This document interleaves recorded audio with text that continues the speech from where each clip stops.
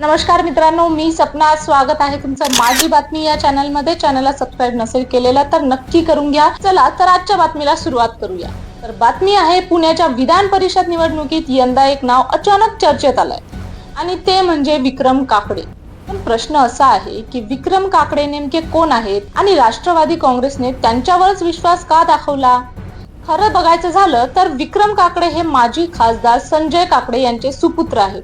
बांधकाम व्यवसायात त्यांची चांगलीच ओळख आहे. एवढंच नाही तर ते राज्यस्तरीय शूटिंग चॅम्पियन राहिले असून आंतरराष्ट्रीय स्पर्धांमध्येही त्यांनी भारताचं प्रतिनिधित्व केलं आहे. मात्र आता त्यांची चर्चा खेळ किंवा व्यवसायामुळे नाही तर थेट राजकारणामुळे होत आहे. पुणे विधान परिषद निवडणुकीसाठी राष्ट्रवादी काँग्रेसकडून उमेदवारी कुणाला मिळणार यावर मोठी खलबल सुरू होती. एक जुन्या कार्यकर्त्यांची नावं चर्चेत होती. अशात अचानक विक्रम काकडे यांचा राष्ट्रवादीत प्रवेश झाला आणि काही वेळातच त्यांना अधिकृत उमेदवारी जाहीर करण्यात आली.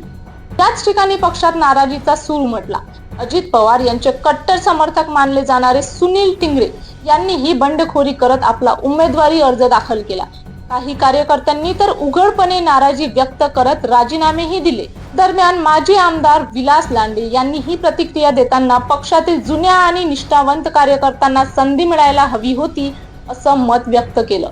त्यामुळे विक्रम काकडेच्या उमेदवारीची चर्चा आणखी वाढली. विशेष म्हणजे विक्रम काकडे यांचे सासरे माजी आमदार अनिल भोसले आहेत.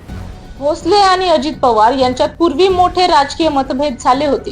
त्यामुळे या उमेदवारी मागे नेमकं राजकारण काय आहे याची ही चर्चा सुरू झाली आहे. आता सगळ्यांचं लक्ष 18 जूनच्या निवडणुकीकडे लागलं आहे.